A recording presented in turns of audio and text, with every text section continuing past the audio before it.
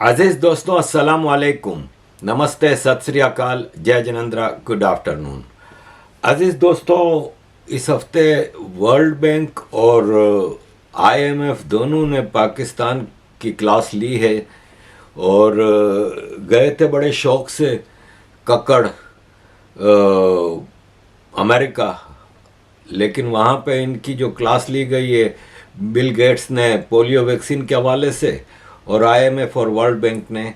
IMF के Nazi बहनन ने कहा है कि पाकिस्तान एक बहुत ही बड़े क्राइसिस से निकल गुजर रहा है। पाकिस्तान में बच्चों को खाना नहीं मिल रहा, जिसकी वजह से उनकी प्रोग्रेस बिल्कुल नहीं हो रही। उन्होंने कहा कि 2018 में situation was a bit better, लेकिन अब तो बहुत ज़्यादा ख़राब हो गई है। उन्होंने कहा कि पॉवर्टी की लाइन एक डिस्क्राइब की जाती है कि ये पॉवर्टी लाइन है, इससे नीचे जो कमाते हैं वो पॉवर्टी लाइन से नीचे होते हैं। वो रखी गई है पाकिस्तान के लिए $3.20। $3.20 से कम कमाने वाले पाकिस्तान में 39.4% लोग हैं। आप अंदाज़ा लगाएं, 39.4% पॉवर्टी लाइन के नीचे हैं, और ये पिछले 3 साल में 1,25,00,000 से ज़्यादा लोग उस लाइन के नीचे आ गए हैं, यानी गरीब और हो गए हैं। पाकिस्तान साउथ एशिया में जो पर कैपिटा इनकम है वो बढ़ी है, पाकिस्तान में घटी है। साउथ एशिया में 4% इंक्रीज हुआ है पर कैपिटा इनकम में, लेकिन पाकिस्तान में 1.7% इंक्रीज हुआ है। 1980s में पाकिस्तान साउथ एशिया में पर कैपिटा इनकम के हिसाब से बहुत आगे था, लेकिन अब ये इस रीजन का सबसे नीचे वाला मुल्क है। पाकिस्तान के 40% बच्चे खाना उनको पूरा नहीं मिलता, और पूरी दुनिया में पाकिस्तान के 2,03,00,000 बच्चे स्कूल से बाहर हैं, जो पूरी दुनिया में सबसे ज़्यादा तादाद है। आईएमएफ और वर्ल्ड बैंक ने पाकिस्तान को एक ही चीज़ कही है कि आपको अपने टैक्स सिस्टम को बेहतर बनाना होगा, और एलिट्स को आप सब्सिडीज देते हैं और उनसे टैक्स नहीं लेते। डबल दोधारी तलवार कि एक तो आप उनको खूब फायदे दे रहे हैं और दूसरा आप उनसे टैक्स नहीं लेते। ये पाकिस्तान की इकोनॉमिक सिचुएशन का सबसे बड़ा मसला है कि आप एलिट को बहुत ज़्यादा अमीर कर रहे हैं और गरीब को और गरीब कर रहे हैं। अब एलिट में कौन आता है?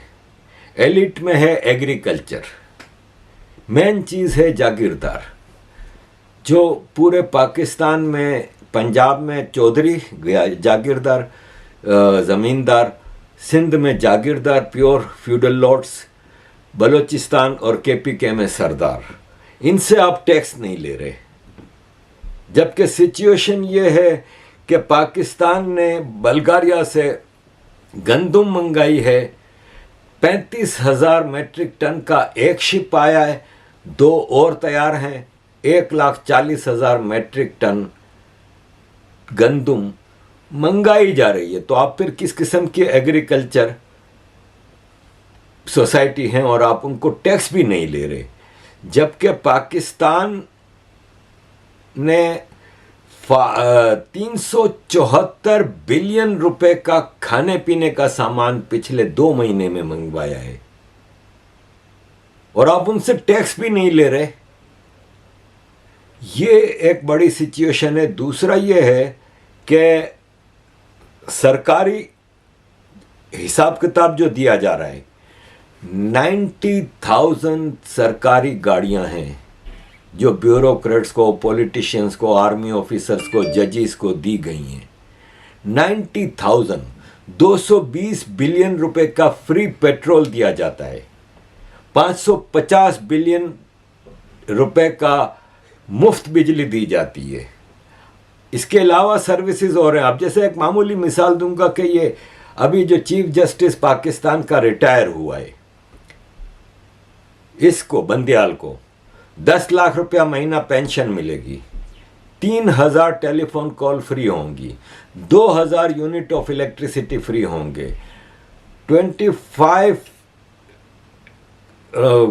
यूनिट गैस के फ्री होंगे, पूरा पानी सप्लाई फ्री होगा, 300 लीटर पेट्रोल फ्री होगा, free medical facilities for entire family, एक पुलिस गार्ड हर 8 घंटे बाद चेंज, यानी 3 पुलिस गार्ड 24 घंटे की ड्यूटी पे, एक ड्राइवर, एक सरकारी गाड़ी, और अगर एक गाड़ी खरीदनी है तो वो कम कीमत पे खरीद सकता है। ये हैं एलिट को फैसिलिटीज। ये आपको मैंने एक चीफ जस्टिस का बताया है। अब आप अंदाजा, और ये भी रिटायर्ड, अब आप अंदाजा लगाएं कि ब्यूरोक्रेट्स, जजेस, आर्मी ऑफिसर्स, पॉलिटिशियंस को कितना कुछ जा रहा है। और अभी अमेरिका जाने से पहले ये केयरटेकर प्राइम मिनिस्टर ने पहले ये कहा कि हम सबकी फ्री इलेक्ट्रिसिटी बंद कर रहे हैं, फिर जाने से पहले कह दिया कि नहीं नहीं नहीं, अभी नहीं। और अब यह है कि हम इसको देखते हैं, ये बोलने जाने से पहले बोल के गया, इसलिए रोक दिया। वो आप किस तरह पाकिस्तान, मतलब आप भीख मांगने से भी अब तो पूरा नहीं हो रहा कि आपका गुजारा भीख मांगने से नहीं हो रहा। सऊदी अरब से आप गंदुम, आप यकीन माने सऊदी अरब एक ज़माना था कि पाकिस्तान से गंदुम इंपोर्ट करता था, अब पाकिस्तान को मुफ्त गंदुम चावल दे रहा है। इवन पाकिस्तान के एक्स प्राइम मिनिस्टर, 3 बार के प्राइम मिनिस्टर नवाज शरीफ ने अभी कहा है कि पाकिस्तान का जो प्राइम मिनिस्टर है वो दुनिया भर से भीख मांगने जाता है, जबकि भारत चांद पर पहुंच गया है, जबकि इनका अपना भाई भी इसमें शामिल है। और 3 बार तो आप प्राइम मिनिस्टर रहे हो, 2 बार आपकी पार्टी के लोग प्राइम मिनिस्टर रहे, तो कुछ तो शर्म करें। तो एनीवे, ये इकोनॉमिक सिचुएशन है। दुनिया भर के इकोनॉमिस्ट अब कह रहे हैं कि पाकिस्तान की इकोनॉमी टोटल तबाही के किनारे पे आ चुकी है और अब पाकिस्तान का इकोनॉमिकली बेहतर होना मुमकिन नज़र नहीं आ रहा। ऐसे में आप कोशिश कर रहे हैं कि आप पाकिस्तान के जो एसेट्स हैं वो आप बेच दें। जैसे इस वक्त दुबई में मीटिंग चल रही है इस्लामाबाद एयरपोर्ट को बेचने की। इस्लामाबाद पाकिस्तान का कैपिटल है। दुनिया का कोई एक देश बता दें जिसका कैपिटल का एयरपोर्ट दूसरे देश के पास आपने बेचा हो। ये कह रहे नहीं, we are not selling, we are outsourcing. अच्छा, आउटसोर्सिंग क्या होता है, ज़रा हमें कोई समझा दे। तो अजीज़ दोस्तों, ये सिचुएशन है। पाकिस्तान के पेट्रोल की भाव ऐसे तेज़ी से बढ़ रहे हैं, ऐसे तेज़ी से बढ़ रहे हैं कि आप अंदाज़ा नहीं कर सकते। 20 रुपया, फिर 26 रुपया। अब वापस खबर आई है कि 1 तारीख को, पहले ये खबर आई कि 1 तारीख को पेट्रोल का भाव कम हो रहा है, लेकिन अब ये खबर आई है कि 1 तारीख से पेट्रोल का भाव और बढ़ रहा है। और ये है हमारी पाकिस्तान की आवाम जो पेट्रोल भाव बढ़ता है तो लाइनें लगा के पेट्रोल लेते हैं, जीएचक्यू के सामने प्रोटेस्ट नहीं करते। आपके लुटेरे डाकू रूलर्स जो कि पाकिस्तान आर्मी में से हैं, उनके खिलाफ प्रोटेस्ट नहीं करते। आपको इससे बेगैरत कौम कोई दुनिया में नजर आ रही है कि मजे से चुपचाप जाके पेट्रोल भरवा लेते हैं, कोई एक प्रोटेस्ट नहीं करता। अजीज दोस्तों, ये जो पाकिस्तान इस वक्त कर्जे के उसमें से फंसा हुआ है, उससे निकलने का कोई चांस नहीं है। अब इन्होंने नेशनल अकाउंटेबिलिटी ब्यूरो है जो कि करप्शन की चार्जेस की जांच करता है, इंक्वायरी करता है, इन्वेस्टिगेशन करता है और फिर वो पॉलिटिशियन, वो जो भी हैं, उनको पकड़ता है। लेकिन आपको एक मज़े की बात बता दूं कि नेशनल अकाउंटेबिलिटी ब्यूरो, जिसको नैब कहते हैं, नैब का जो लॉ है उसमें नैब किसी आर्मी ऑफिसर और किसी जज को कटहरे में नहीं ला सकती, उनके ऊपर केस नहीं बना सकती, कि इनके सामने प्रूफ भी आ जाए ना तो भी उनको केस नहीं कर सकती। ये सेक्रेट काव है पाकिस्तान की जजेस एंड आर्मी। इनको फुल फैसिलिटीज दी जाती हैं कि आप जितना लूटमार करनी है करो, नो प्रॉब्लम। समरी तैयार हो रही है कि 1 अक्टूबर से 360 रुपए का पेट्रोल हो जाएगा, और ऑलरेडी आईएमएफ से ये कमिट कर चुके हैं कि पेट्रोल को 420 रुपए पे लेके जाएंगे, इलेक्ट्रिसिटी को 85 रुपए पर यूनिट पे लेके जाएंगे। 33 अरब रुपए का बोझ पब्लिक पे डालने का तैयारी है। अजीज दोस्तों, पाकिस्तान के इलेक्ट्रिसिटी सेक्टर पे इतना बड़ा फ्रॉड नज़र आया है। पाकिस्तान की इलेक्ट्रिसिटी प्रोड्यूस करने की कैपेसिटी है ना, वो 48,000 मेगावाट है। पाकिस्तान बिजली सप्लाई करता है 26,000 मेगावाट। 48,000 प्रोड्यूस कर रहा है, 26,000 सप्लाई कर रहा है, और बिल 1,75,000 मेगावाट के ले रहा है। 26,000 सप्लाई कर रहा है और उससे 7 गुना ज्यादा 1,75,000 मेगावाट के बिल लिया जा रहा है। इससे बड़ा फ्रॉड, सरकारी फ्रॉड आप कुछ कर सकते हैं? डॉलर 335 रुपए पे जा चुका था, उसको खींच तान के जबरदस्ती मनी चेंजरों के ऊपर छापे मार रहे हैं कि आपने डॉलर दबा के रखे हैं। अरे भाई, उनका काम है डॉलर खरीदना बेचना। वहां से जितना डॉलर मिल रहा है उसको ला के नेशनल वो पकड़ रहे हैं कि ये तो स्मगल शुदा है, ये तो गलत है, ये तो जमा किया हुआ है, ये तो आप इसको स्टॉक कर रहे हैं। इस तरह का काम होगा। अब मनी चेंजर पे आर्मी ऑफिसर्स बिठाए जा रहे हैं। आप इस तरह अगर समझते हैं कि आप डॉलर को कंट्रोल कर लेंगे तो ये आपकी भूल ही नहीं, ये आपकी बेवकूफ़ी है, ये आपका जुर्म है, आप मुजरिम हैं। और आर्मी के अपने घपले कोई देख नहीं रहा। एक मामूली मिसाल ले लें कि ये भाई साहब जो है, ये आसिफ गफूर, ये पाकिस्तान आर्मी का एक 2% का जनरल है, कातिल है, बलूचिस्तान का कोर कमांडर है कई सालों से, और अरबों डॉलर की स्मगलिंग बलूचिस्तान से हो रही है, पेट्रोल डीजल ईरान से, डॉलर अफगानिस्तान। कितना माल बना रहा है? इसकी सैलरी है ना 3.5 लाख रुपए है, यानी $1,000। साल के $12,000 कमाता है। 3 बच्चे यूरोप में पढ़ रहे हैं। साल का 30 से $40,000, $50,000 तक का खर्चा फी बच्चा। $1.5 लाख साल का इसके बच्चों की एजुकेशन का खर्चा है। ये कमा रहा है $12,000 और लुई वुइटन के बेल्ट लगा रहा है, ब्रांड, टॉप महंगे तरीन ब्रांड। जितनी इसकी तनख्वाह है उतने का बेल्ट पहना है, और किसी अमीर कबीर खानदान से नहीं आया। एंड चूंकि कई डेकेड से आर्मी में सर्विस कर रहा है तो कोई बिजनेस भी नहीं कर रहा, ना खानदान अमीर था। इन चीज़ों मतलब आपको आसिम सलीम बाजवा जो कि पापा जॉन्स की एम्पायर खड़ी करके बैठा है, कोई पूछने वाला है? कोई इनको पूछने वाला है कि जितना आप पूरी सर्विस में से एक भी पैसा खर्च ना करें, 30 साल की सर्विस में एक भी पैसा खर्च ना करें, भाई $12,000 आपकी साल की सैलरी है। 10 साल की $1,20,000। 30 साल की सर्विस में आपने $3.5 लाख कमाए हैं। आपके 2-2, 3-3 मिलियन डॉलर के घर कैसे हो गए कनाडा, अमेरिका, यूरोप में? वो तो खाली घर है ना, बाकी तो बिजनेस तो अलग। जितने भी आर्मी ऑफिसर्स हैं कनाडा में कॉलोनियां भरी पड़ी हैं। $3.5 लाख पूरी सर्विस में इनकम है। खर्चे चले आप कहें कि नहीं खाया पिया कुछ भी नहीं, भूखे रहे, ये वो, इसके बाद आपके पास इतना पैसा कहां से आया? तो फिर पाकिस्तान में गुर्बत नहीं होगी तो और क्या होगी? आम आदमी के लिए तकलीफ नहीं होगी तो और क्या होगी?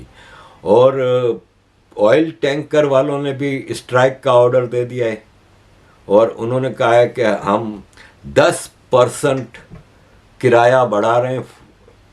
ऑयल टैंकर 10% किराया बढ़ाने का मतलब आपकी हर चीज पे 10% महंगाई बढ़ गई। प्राइवेटाइज करने की कोशिश कर रहे हैं तो पीआईए में आपका 80% स्टाफ घोस्ट है। आपको जहां 100 आदमी की स्टाफ की जरूरत है वहां पे आपने 500 आदमी लगाए हुए हैं। अब वो रिटेलिएट कर रहे हैं क्योंकि अगर वो प्राइवेट हो गई तो फिर तो प्राइवेट ओनर होगा, बिजनेसमैन होगा, वो तो ये नहीं बर्दाश्त करेगा ना, वो फिर निकालेगा फारिग लोगों को, एक्सपेंसेस कम करेगा, फजूल के एक्सपेंसेस।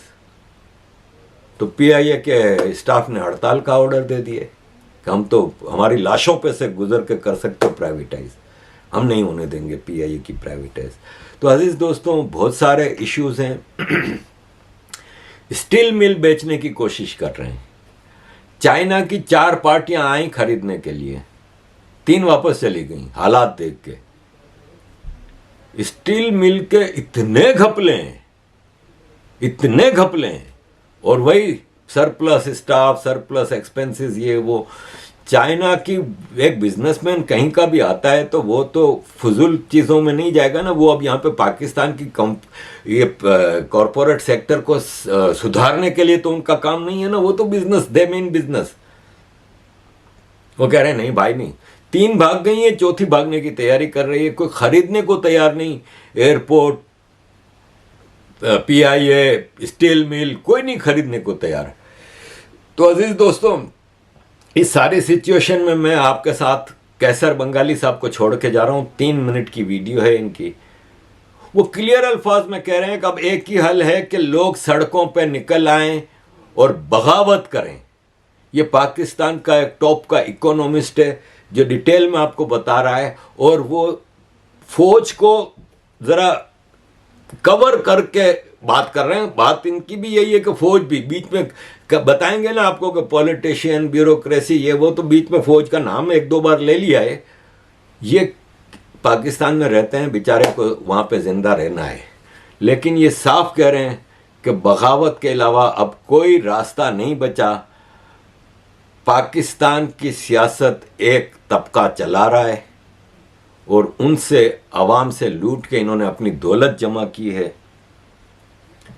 सुनिए जरा। And thank you very much for all your support, kindly keep supporting. मैं मेरा पर्सनल एक्सपीरियंस से आपको बता रहा हूं, और बलूचिस्तान के लोग बहुत अच्छी तरह इसको समझते हैं। इस मुल्क में पॉलिटिकल लीडरशिप को डेवलप नहीं होने दिया। मैं बलूचिस्तान का केस देता हूं, लोगों को धमकियां दी गई कि चुप करके बैठो, कत्ल कर दिया जाओगे। जिस तरह जाली ट्रेड यूनियंस बनाए गए इंडस्ट्री में, पूरे पाकिस्तान में इंडस्ट्री में ट्रेड यूनियन मूवमेंट को सबोटाज करने के लिए, इसी तरह जाली सियासतदान पैदा किए गए हैं जो रियासत की तनख्वाह पे है। तो ये कहना कि जी हमारी सियासी लीडरशिप की क्वालिटी बड़ी खराब है, ये क्वालिटी खराब जानबूझ के की गई है। हमारे यहाँ जुडिशरी में एक इम्प्लिसिट रूल है, अगर 10 जज है, 2 बहुत अच्छे होंगे, इंटरनेशनल स्टैंडर्ड के होंगे, जिसके नाम पे आप कहेंगे हमारी जुडिशरी बहुत अच्छी है, बाकी वो होंगे जिसकी फाइल बहुत खराब है, ताकि उसके हाथ मरोड़े जाए। सियासत में भी यही है, और बलूचिस्तान में मैंने पर्सनली एक्सपीरियंस किया है किस तरह जो रियासती सियासतदान है वो अवाम के सियासतदान को कॉम्प्रोमाइज करते हैं। और एक आखिर बात ये मैं करना चाहता हूं कि पाकिस्तान में ये पब्लिक और प्राइवेट सेक्टर की बहस जो है ना, taking from what he has just, Asim has just said, ये बेकार है। ये रियासत वो है जो एक तबका चलाता है, उसमें शुगर बैरन्स हैं, शुगर ऑटोमोबाइल वाले हैं, पेपर वाले हैं, रियल एस्टेट है, स्टॉक मार्केट है, फौज है। ये पाकिस्तान की वसाइल को अपने लिए इस्तेमाल करते हैं। और ये बहस, ये प्राइवेट सेक्टर नहीं है, ये एक टोला है। कोई एक टोले में कुछ हिस्सा है जो पब्लिक सेक्टर अपने आप को पेश करता है और कुछ टोला है जो प्राइवेट सेक्टर पेश करता है। लेकिन बेसिकली ये दौलत जमा करता है अपने लिए अवाम से लेकर, अवाम को लूट कर। बलूचिस्तान का गैस पानी से भी कम कीमत पे लिया जा रहा है। Fertiliser company, fertiliser is a sector which is dominated by Fauji foundation. उनको जो गैस दिया जाता है, it is at 13% of the economic value. Gas घरों में नहीं है, गैस और सेक्टर्स में नहीं है, लेकिन फर्टिलाइजर को गैस दिया जाएगा एट 13% ऑफ इकोनॉमिक वैल्यू। तो ये टोला है जो खून चूस रहा है अवाम का, खून चूस रहा है इस मुल्क के वसाइल का। असल मसला ये है, असल मसला प्राइवेट सेक्टर, पब्लिक सेक्टर खामाखाई बहस कर रहे हैं, एक एकेडमिक इंटेलेक्चुअल डिबेट कर रहे हैं जिसकी कोई मीनिंग नहीं रखता। ये एक टोला है जो मुल्क को लूट रहा है और वो टोले को तोड़ना है। उसको तोड़ने के लिए हमें बगावत करनी पड़ेगी, सड़क पे आना पड़ेगा और लड़ना पड़ेगा इनके साथ।